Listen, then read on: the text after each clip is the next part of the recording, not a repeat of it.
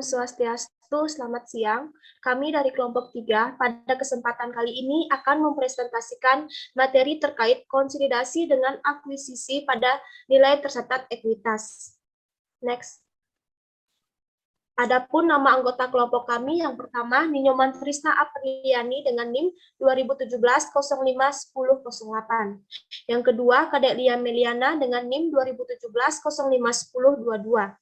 Yang ketiga yaitu saya sendiri Niwayan Yunia Astini dengan NIM 2017-05-1023. Yang keempat Kadek Dwi Apriyantini dengan NIM 2017-05-1030.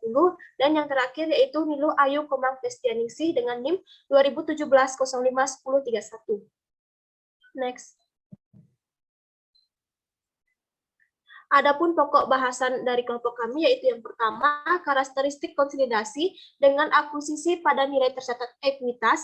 Yang kedua, akuisisi dengan kepemilikan penuh. Yang ketiga, akuisisi dengan kepemilikan sebagian.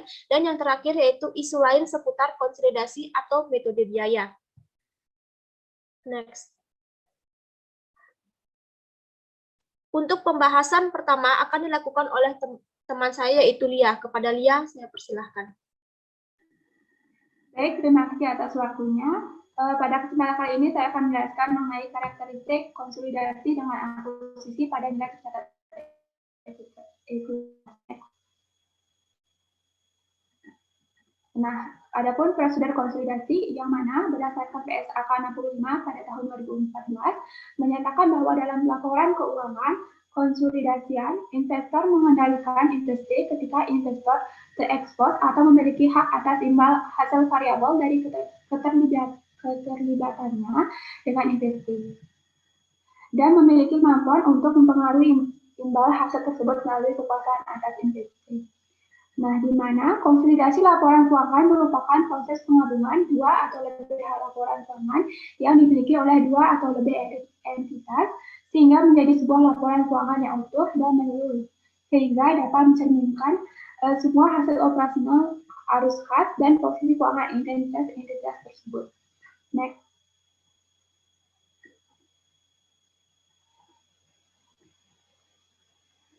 Nah, menurut PSAK 65 tahun 2014, prosedur laporan keuangan konsolidasian adalah sebagai berikut.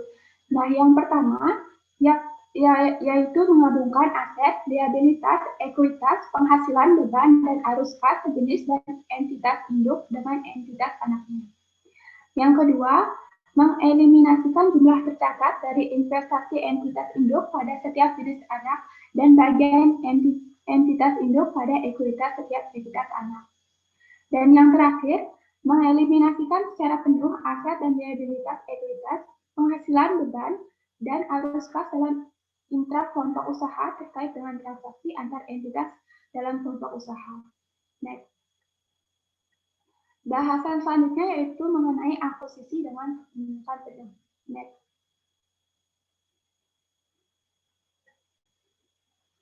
Nah, dalam hal ini terdapat konsolidasi saat setelah akuisisi seluruh kepemilikan entitas anak, di mana PSAK 65 tahun 2014 menyatakan bahwa entitas induk mengonsolidasikan entitas anak dari tanggal diperolehnya pengendalian sampai tanggal hilangnya pengendalian entitas induk atas entitas anak tersebut. Nah, kita ambil contoh, PT Nusantara memberi seluruh saham PT Andalas seharga 1.200.000.000, di mana nilai wajar dari aset dan liabilitas PT Andalas sama dengan nilai tercatatnya. Next. Nah, transaksi akuisisi PT Nusantara terhadap PT Andalas yaitu di mana nilai akuisisi dan nilai wajar KNP sejumlah 1.200.000.000, kemudian terdapat nilai tercatat aset bersih PT Andalas, di mana terdapat saham biasa dan saldo laba. Nah, saham biasa di sini sejumlah 800 juta dan saldo laba sejumlah 400 juta. Kemudian total nilai tercatat aset bersih yaitu sejumlah 1.200.000.000, sehingga selisih diferensialnya yaitu 0. Kemudian PT Nusantara akan mencatat transaksi akuisisi PT Andalas dengan jumlah sebagai berikut. Di mana di sebelah debit investasi pada PT Andalas sejumlah 1.200.000.000, kemudian pada kredit terdapat kas di mana sejumlah 1.200.000.000. Nah, kemudian terdapat kertas kerja konsolidasian, di mana seperti yang kita ketahui, kertas kerja konsolidasian adalah mekanisme yang digunakan untuk menggabungkan akun-akun perusahaan yang terpisah yang akan dikonsolidasi untuk menyesuaikan saldo gabungan menjadi angka yang dilaporkan sehingga dapat menunjukkan perusahaan yang akan dikonsolidasi seolah-olah perusahaan rival. Di mana format kertas kerja konsolidasi yaitu pada kolom pertama terdapat kolom nama akun perusahaan yang dikonsolidasi. Kemudian, kolom kedua merupakan kolom neraca saldo yang diisi dengan data neraca, saldo dari induk perusahaan dan anak perusahaan. Kemudian, pada kolom ketiga, terdapat kolom ayat jurnal eliminasi yang berfungsi untuk menyesuaikan atau mengeliminasi saldo sehingga dapat menunjukkan saldo yang mencerminkan saldo yang sesungguhnya. Kemudian, pada kolom yang terakhir adalah kolom konsolidasi yang merupakan penjumlahan dari semua angka yang ada untuk masing-masing akun. Next. Berikut merupakan contoh dari kertas kerja konsolidasi, di mana kami mengambil contoh kertas kerja konsolidasian PT Nusantara.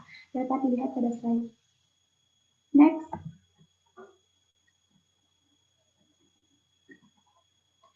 Nah, jurnal eliminasi.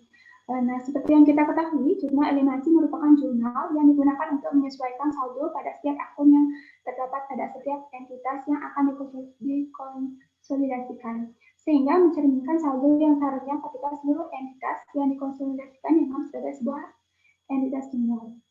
Nah, jurnal eliminasi yang diperlukan untuk menghapus akun investasi pada PT Andalas dan menghapus akun-akun ekuitas adalah sebagai berikut, di mana pada sisi debit yaitu saham biasa PT Andalas sejumlah 400 juta, kemudian saldo laba sejumlah 400 juta, kemudian investasi pada PT Andalas sejumlah 1.200.000.000 juta. Next. Laporan posisi keuangan konsolidasian. Nah, konsolidasian saat setelah kombinasi bisnis menghasilkan laporan posisi keuangan konsolidasian yang diperoleh dari kolom terakhir kertas kerja konsolidasian. Pada bagian ekuitas tidak ada perubahan antara ekuitas konsolidasian dengan ekuitas perusahaan induk karena disebabkan oleh sesaat setelah kombinasi bisnis. Tidak ada aktivitas operasi yang diperhitungkan dalam laporan keuangan konsolidasian. Nah, laporan posisi keuangan konsolidasian dapat kita lihat pada PT Nusantara dan entitas anaknya. Next. Konsolidasi pada periode setelah terjadinya akuisisi, di mana pada proses konsolidasi saat setelah proses akuisisi hanya dihasilkan sebuah laporan posisi keuangan konsolidasian yang menunjukkan posisi aset, liabilitas, dan ekuitas konsolidasian. Implikasi dari dilakukannya aktivitas operasional bisnis, maka setiap entitas akan membuat laporan keuangan masing-masing. Di mana proses konsolidasian setelah terjadi akuisisi akan dilakukan untuk mengonsolidasikan laporan-laporan keuangan yang disajikan oleh masing-masing entitas dalam konsolidasian. Next.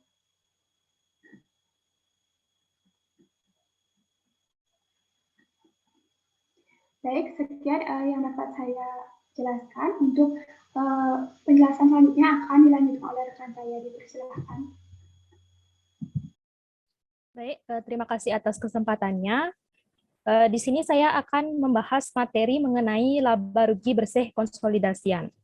Dalam menghitung laba atau rugi bersih konsolidasian sama dengan menghitung laba atau rugi bersih entitas individu, yaitu selisih antara seluruh pendapatan dan beban. Akan tetapi, dalam menyusun laba rugi bersih konsolidasian, hanya pendapatan dan beban dari entitas individu yang diperoleh dari transaksi dengan pihak non-afiliasi saja yang akan disajikan dalam laporan laba rugi konsolidasian. Perhitungan laba rugi bersih konsolidasian dilakukan dengan menjumlahkan bagian laba atas entitas anak ditambah dengan porsi kepemilikan entitas induk atas laba entitas anak dan disesuaikan dengan segala penghapusan diferensial atau penurunan nilai goodwill.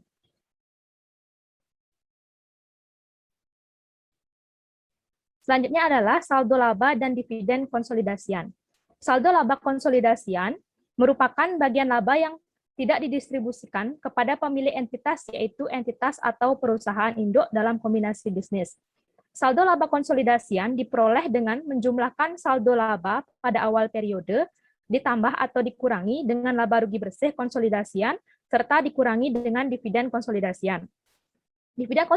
Dividen konsolidasian adalah dividen yang dibayarkan kepada pemilik entitas konsolidasian secara keseluruhan, namun jika dibayarkan oleh entitas anak tidak dianggap sebagai pembayaran dividen konsolidasian dan perlu dieliminasi dalam kertas kerja konsolidasian.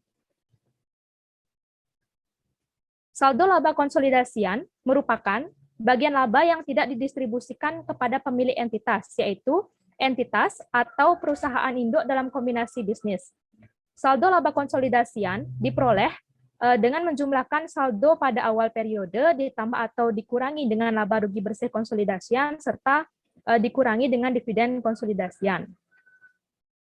Sedangkan dividen konsolidasian adalah dividen yang dibayarkan kepada pemilik entitas konsolidasian secara keseluruhan, namun jika dibayarkan oleh entitas anak tidak dianggap sebagai pembayaran dividen konsolidasian dan namun jika dibayarkan oleh entitas anak tidak dianggap sebagai pembayaran dividen konsolidasian dan perlu dieliminasi dalam kertas kerja konsolidasian. Kemudian selanjutnya adalah kertas kerja konsolidasian. Kertas kerja konsolidasian setelah terjadinya akuisisi memiliki 3 bagian utama, yaitu bagian laporan keuangan, laporan laba rugi, laporan saldo laba, dan bagian laporan posisi keuangan. Pada bagian awal kertas kerja konsolidasian adalah menyiapkan laporan laba rugi konsolidasian dengan menyajikan akun-akun bersaldo kredit. Kemudian menyajikan akun-akun yang bersaldo debit. Pada akhir bagian laporan laba rugi dijumlahkan antara saldo debit dan kredit sehingga diperoleh laba rugi bersih entitas induk, laba rugi bersih entitas anak, jumlah saldo debit dan kredit untuk eliminasi, dan laba rugi konsolidasian. Kemudian bagian selanjutnya adalah laporan saldo laba yang terdiri dari laporan saldo laba awal ditambah atau dikurangi dengan laba rugi bersih, dikurangi dividen sehingga diperoleh saldo untuk saldo laba di akhir periode. Dan bagian yang paling bawah adalah bagian laporan posisi keuangan yang menyajikan informasi aset, liabilitas, dan ekuitas dari masing-masing entitas yang dikonsolidasikan. Nah, berikut ini merupakan format kertas kerja konsolidasian periode setelah terjadinya akuisisi.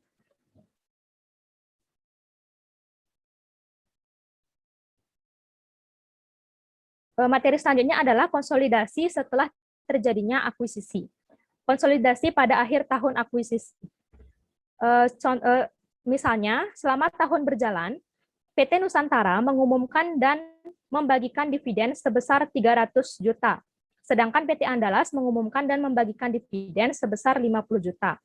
PT Nusantara sebagai entitas yang memiliki PT Andalas akan mencatat transaksi terkait penerimaan dividen dari entitas anak adalah sebagai berikut. Yaitu pada tanggal 31 Desember 2015 dengan jurnal kasih debit dan investasi pada PT Andalas di kredit sebesar 50 juta. Ini merupakan jurnal untuk mencatat penerimaan dividen PT Andalas, yaitu dengan perhitungan 50 juta dikali dengan 100%. Kemudian selama tahun berjalan, PT Andalas melaporkan perolehan laba bersih sebesar 200 juta. PT Nusantara selaku pemilik dapat mengakui perolehan pendapatan sebesar porsi kepemilikan atas PT Andalas yang dihitung berdasarkan metode ekuitas berikut ini. Yaitu pada tanggal 31 Desember 2015 dengan jurnal investasi pada PT Andalas di debit dan bagian laba atas PT Andalas di kredit sebesar 200 juta, didapatkan dari 200 juta dikali dengan 100%. Merupakan jurnal untuk mencatat pengakuan penghasilan dari PT Andalas. Kemudian berikut ini merupakan perhitungan jurnal eliminasi per 31 Desember 2015. Untuk saldo 1 Januari 2015 dengan rasio 100 berbanding 0, investasi sebesar 1 miliar 200 juta, non pengembali adalah 0, sama dengan modal saham 800 juta, sehingga saldo laba menjadi 400 juta. Kemudian laba bersih, investasi sebesar 200 juta. Kemudian saldo laba 200 juta. Dividen investasi 50 juta, saldo laba 50 juta. Sehingga saldo pada tanggal 31 Desember 2015 investasi yaitu 1 miliar 350 juta, modal saham 800 juta, dan saldo laba 550 juta. Berdasarkan tabel tersebut di atas, jurnal eliminasi pertama untuk penyusunan laporan keuangan konsolidasian PT Nusantara dan entitas anak pada akhir tahun terjadinya akuisisi adalah bagian laba atas PT Andalas di debit dan di kredit dividen diumumkan dan investasi pada PT Andalas. Bagian laba atas PT Andalas sebesar 200 juta, dividen diumumkan sebesar 50 juta, dan investasi pada PT Andalas sebesar 150 juta. Kemudian, jurnal eliminasi lainnya yang perlu dibuat adalah jurnal untuk menghapuskan kepemilikan PT Nusantara atas PT Andalas serta ekuitas dari PT Andalas pada awal periode konsolidasi. Dengan jurnal, saham biasa pada PT Andalas di debit sebesar 800 juta, saldo laba di debit sebesar 400 juta, dan investasi pada PT Andalas di kredit sebesar 1 miliar 200 juta. Sekian materi yang dapat saya sampaikan. Untuk materi selanjutnya akan disampaikan oleh rekan saya. Baik, di sini saya akan melanjutkan presentasi dari teman saya, yaitu perhitungan laba bersih konsolidasian untuk PT Nusantara dan entitas anak adalah sebagai berikut, di mana laba bersih PT Nusantara yaitu 800 juta dikurangi dengan penghasilan dari PT Andalas sebesar 200 juta dan juga ditambah bagian laba atas PT Andalas yaitu 200 juta, sehingga total laba rugi konsolidasian yaitu sebesar 800 juta. Berdasarkan perhitungan tersebut, dapat dilihat bahwa ketika entitas anak dimiliki sepenuhnya oleh entitas induk serta tidak ada penyelesaian komponen-komponen tertentu, laba rugi konsolidasian sama dengan laba rugi yang dilaporkan oleh entitas induk. Selanjutnya, yaitu laporan posisi keuangan konsolidasian PT Nusantara dan entitas anak per 31 Desember 2016 dengan total aset yaitu sebesar 8 miliar 500 juta dan total liabilitas dan ekuitas yaitu sebesar 8 miliar 500 juta. Next. Konsolidasi pada periode setelah akuisisi. Prosedur yang dijalankan untuk menyusun laporan keuangan konsolidasian pada tahun setelah akuisisi sama dengan prosedur yang dilakukan pada saat menyusun laporan keuangan konsolidasi pada tahun terjadinya akuisisi. Namun yang perlu diperhatikan adalah saldo laba konsolidasi awal yang digunakan pada akuisisi periode tersebut merupakan saldo laba konsolidasian akhir pada periode sebelumnya. Next. Selama periode berjalan, PT Nusantara akan mencatat jurnal-jurnal berikut ini untuk mengakui dividen yang dibagikan oleh PT Andalas, yaitu dengan tanggal 1 Desember 2016, dengan di debit yaitu kas sebesar 100 juta, dan di kredit yaitu investasi pada PT Andalas sebesar 100 juta. Next. PT Andalas melaporkan perolehan laba sebesar Rp 250 juta. PT Nusantara sebagai pemilik dapat mengakui perolehan pendapatan sebesar porsi kepemilikan atas PT Andalas berdasarkan metode ekuitas yaitu sebagai berikut, dengan tanggal yaitu 31 Desember 2016, dengan di kredit yaitu akun investasi pada PT Andalas sebesar 250 juta, dan di bagian kredit yaitu dengan akun bagian laba atas PT Andalas sebesar 250 juta. Next. Berikutnya yaitu perhitungan jurnal eliminasi per 31 Desember 2016, di mana saldo 1 Januari 2016 dengan rasio yaitu 100/0 dengan ekspektasi sebesar 1 miliar 350 juta dan non pengendali sebesar 0 sama dengan modal saham sebesar 800 juta dan saldo laba sebesar 550 juta, sehingga ditambah laba bersih di investasi sebesar 250 juta dan di saldo laba 250 juta, sehingga dikurangi dengan dividen sebesar di investasi sebesar 100 juta dan dikurangi juga di saldo laba sebesar 100 juta. Sehingga total saldo 31 Desember 2015 yaitu di investasi sebesar 1.500.000.000 juta, di modal saham yaitu 800 juta dan di saldo laba yaitu 700 juta. Next. Berikutnya itu jurnal eliminasi yang perlu disiapkan adalah sebagai berikut. Di bagian debit dengan akun bagian laba atas PT Andalas sebesar 250 juta dan dividen diumumkan di sebelah kredit sebesar 100 juta dan investasi pada PT Andalas di sebelah kredit sebesar 150 juta. Next.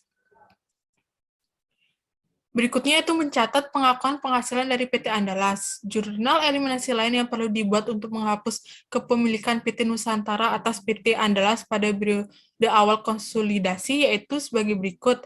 Di bagian debit dengan akun yaitu ada saham biasa PT Andalas dan saldo laba, sedangkan di bagian kredit yaitu investasi pada PT Andalas. Di bagian saham PT Andalas yaitu sebesar 500 juta, di saldo laba yaitu 550 juta, dan di investasi pada PT Andalas yaitu sebesar 1.350.000.000 juta. Next. Berikutnya yaitu menghitung laba bersih konsolidasian untuk PT Nusantara dan entitas anak adalah sebagai berikut, yaitu sama dengan yang tadi, yaitu laba bersih PT Nusantara sebesar 1 miliar dikurangi dengan penghasilan dari PT Andalas sebesar 250 juta dan ditambah bagian atas laba rugi PT Andalas sebesar 250 juta, sehingga total laba rugi konsolidasian yaitu sebesar 1 miliar. Next. Berikut yaitu laporan posisi keuangan konsolidasian PT Nusantara dan entitas anak per 31 Desember 2016 dengan PT Nusantara, di mana dengan total aset yaitu sebesar 9.050 juta dan total liabilitas dan ekuitas sebesar 9.050 juta. Sekian dari presentasi saya, akan dilanjutkan oleh teman saya.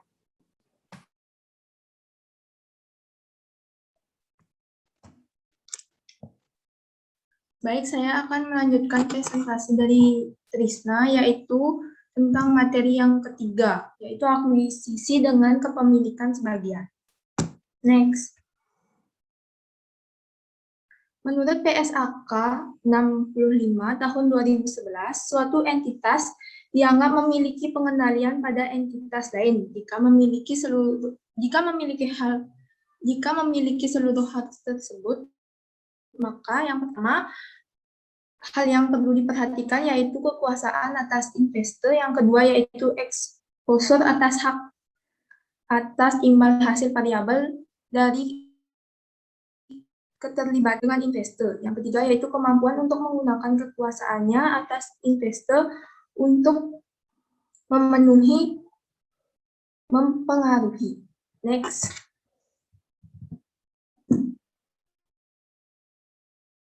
Lebih lanjut, dalam PSK 65 tahun 2014 disebutkan pula beberapa faktor dapat menjadi pertimbangan dalam menentukan apakah suatu entitas atau investor memiliki pengendalian atas entitas lain.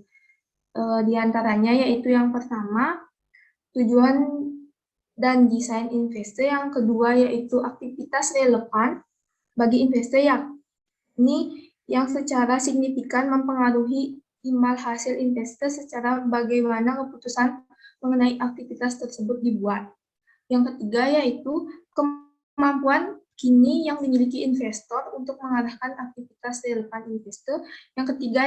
Yang keempat yaitu ketereksposan investor atau dimilikinya hak atas imbal hasil variabel dari keterlibatannya imbal hasil investor. Next.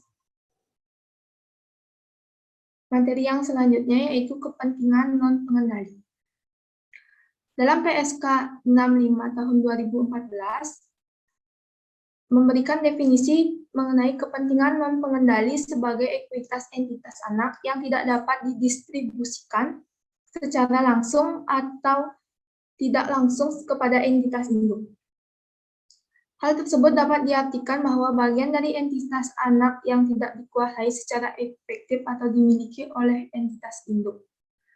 Lebih lanjut, PSK 65 mensyaratkan entitas induk untuk menyajikan secara terpisah bagian dari kepentingan dan pengendali pada ekuitas dalam laporan posisi keuangan konsolidasian. Next. Konsolidasian dengan kepemilikan sebagian sesaat setelah akuisisi. Kita ilustrasikan menggunakan akuisisi yang dilakukan PT Nusantara atas PT Andalas. Yang mana PT Nusantara membeli 75% saham PT Andalas seharga 900 juta rupiah, dan pada saat dilakukan akuisisi, diketahui pula bahwa nilai wajar dari aset dan liabilitas PT Andalas adalah sama dengan nilai tercatatnya seperti yang ditampilkan pada gambar 3.1 sebelumnya. Nilai tercatat dari seluruh ekuitas PT Andalas adalah sebesar 1.200.000.000 rupiah, sehingga nilai investasi yang dikeluarkan oleh PT Nusantara sama dengan nilai yang tercatat dari bagian saham yang diperoleh. Next. Untuk mengetahui gambaran transaksi akuisisi PT Nusantara terhadap PT Andalas, dapat dibuat skema seperti pada slide. Yaitu yang pertama, nilai akuisisi dan nilai wajar KNP sebesar 900 juta rupiah, nilai tercatat aset bersih yang PT Andalas yang terdiri atas saham biasa yaitu sebesar 800 juta rupiah, dan saldo laba sebesar 400 juta rupiah. Sehingga diperoleh total nilai tercatat aset bersih PT Andalas yaitu sebesar 1.200.000.000 rupiah.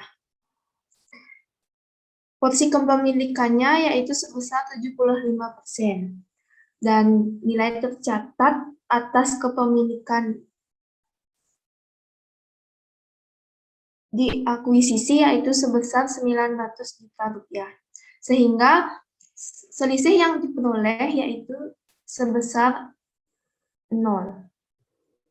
Adapun setelah dibuat skema seperti pada slide, PT Nusantara akan mencatat transaksi akuisisi PT Andalas yaitu sebagai berikut.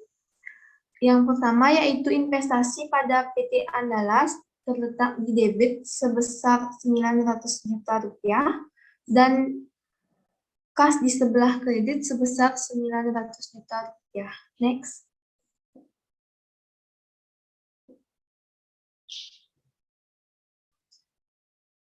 Laporan posisi keuangan PT Nusantara dan PT Andalas setelah transaksi akan tampak seperti pada gambar 3.6. Di mana dapat kita lihat bahwa seperti yang terlihat ketika dilakukan akuisisi atas kepemilikan penuh. Dalam pengakuisisian sebagian pun tidak terdapat perbedaan laporan posisi keuangan milik PT Andalas. Sedangkan laporan posisi keuangan milik PT Nusantara menunjukkan sedikit perubahan, yakni berkurangnya saldo kas sejumlah 900 juta.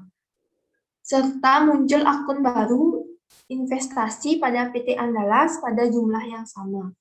Next.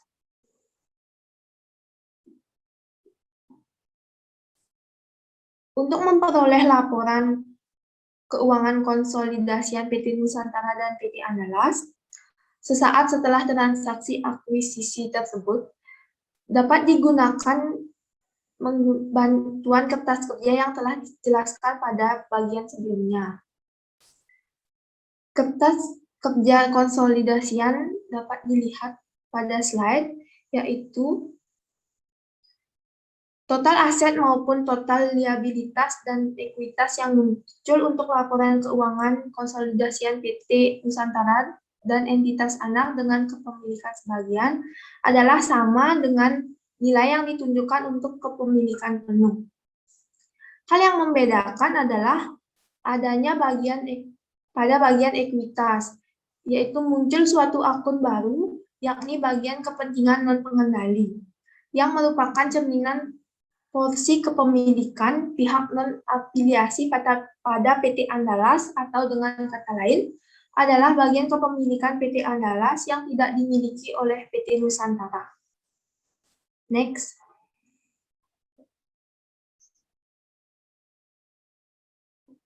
Yang selanjutnya yaitu konsolidasi dengan kepemilikan sebagian pada tahun pertama setelah akuisisi. Menggunakan informasi dari tabel 3.11 sebelumnya, pada bagian ini akan terlihat bagaimana laporan keuangan konsolidasian yang dilaporkan jika PT Nusantara hanya mengakuisisi sebagian kepemilikan pada PT Andalas. Yang dapat dilihat pada slide yaitu neraca saldo per 31 Desember 2015 atas kepemilikan sebagian.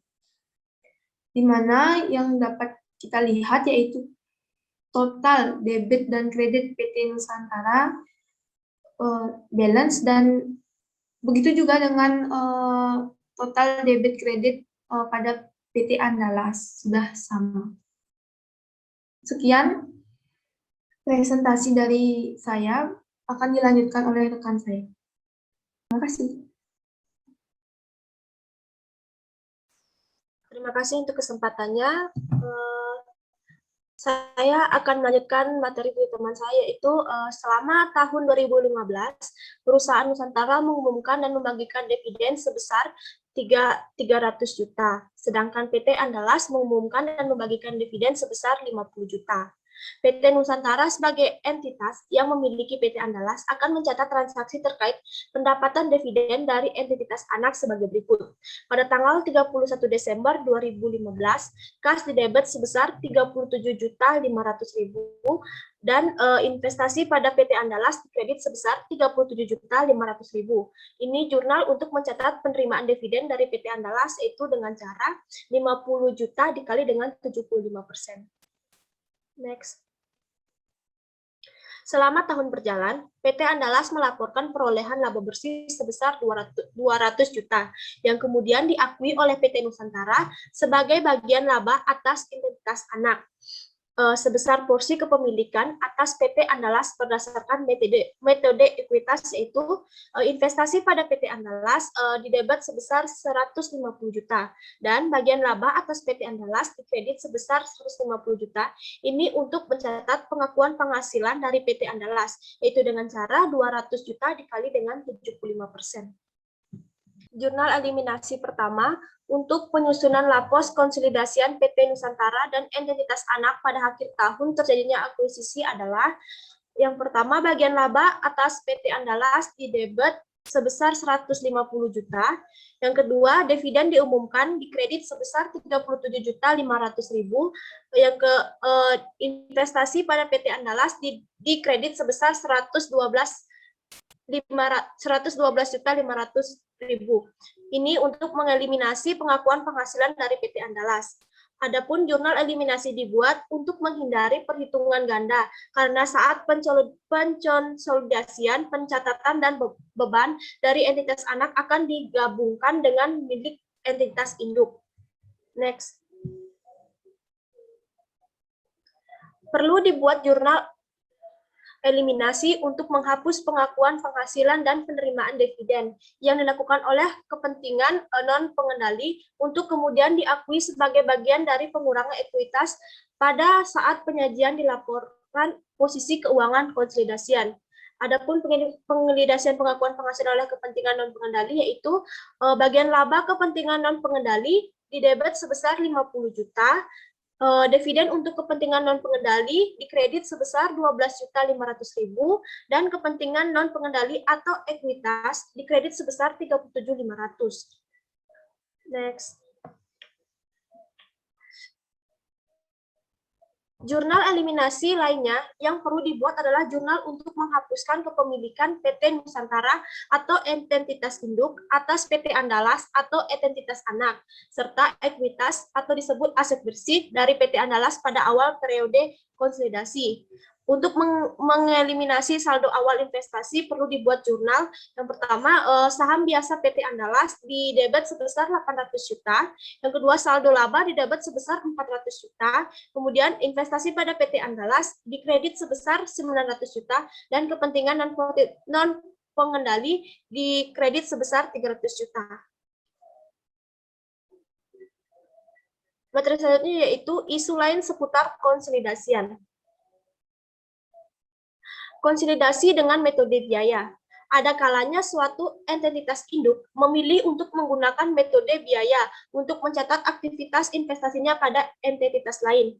Namun, pilihan penggunaan metode biaya atau metode ekuitas oleh entitas induk tidak menjadikan laporan keuangan konsolidasian yang dihasilkan akan berbeda.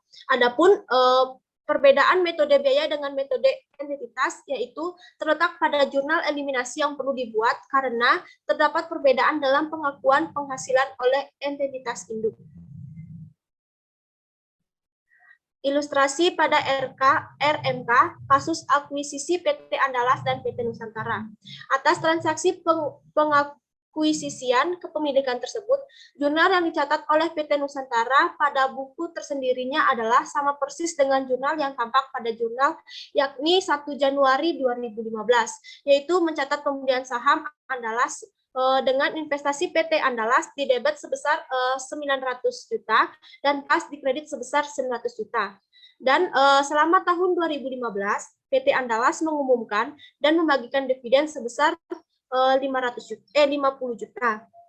PT Nusantara sebagai perusahaan yang memiliki PT Andalas akan mencatat transaksi terkait penerimaan dividen dengan entitas anak, yaitu dengan kas di debit sebesar 37.500.000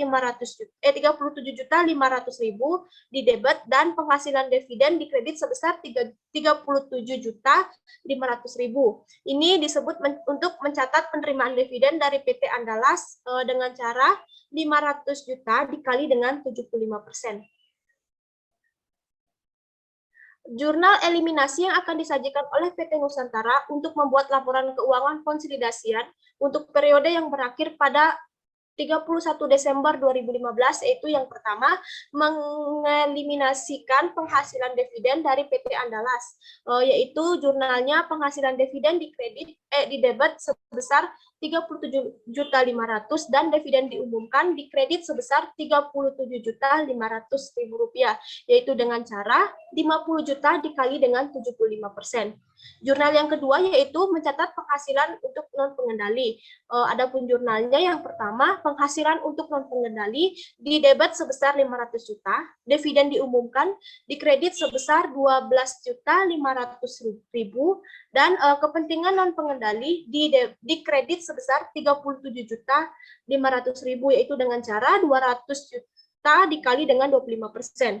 Yang ketiga yaitu mengeliminasikan saldo investasi awal pada PT Andalas. Adapun jurnalnya yaitu pertama metode saham di debit sebesar 800 juta, yang kedua saldo laba di debit sebesar 400 juta, dan investasi pada PT Andalas di kredit sebesar 900 juta, dan kepentingan non pengendali di kredit sebesar 300 juta. Next. Penyajian dan pengungkapan. Dalam PSAK 67 tahun 2014, pengungkapan kepentingan pada entitas lain telah menetapkan sejumlah prinsip terkait pengungkapan kepentingan entitas anak. Secara khusus, PSAK 67 tahun 2014 menekankan informasi tentang komposisi kelompok usaha dan kepentingan yang dimiliki oleh kepentingan dan pengendali dalam aktivitas dan arus kas kelompok usaha. Next. Penyajian dan pengungkapan. Jika entitas induk menganggap pada entitas anak terdapat kepentingan non pengendali yang dianggap material, maka dalam pelaporan keuangan konsolidasi perlu diungkapkan. Yang pertama, nama entitas dan lokasi utama kegiatan usaha.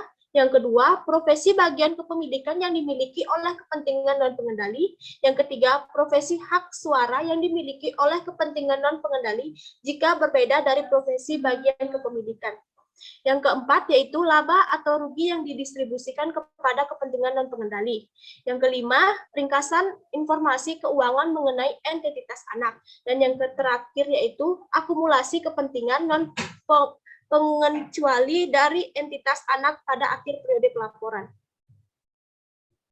Penyajian dan pengungkapan. Dalam PSAK 67 tahun 2014, pada saat suatu entitas anak memiliki tanggal atau periode pelaporan yang berbeda dengan entitas induk, PSAK 67, maka PSAK 67 tahun 2014 mensyaratkan untuk mengungkapkan alasan penggunaan periode laporan keuangan yang berbeda tersebut.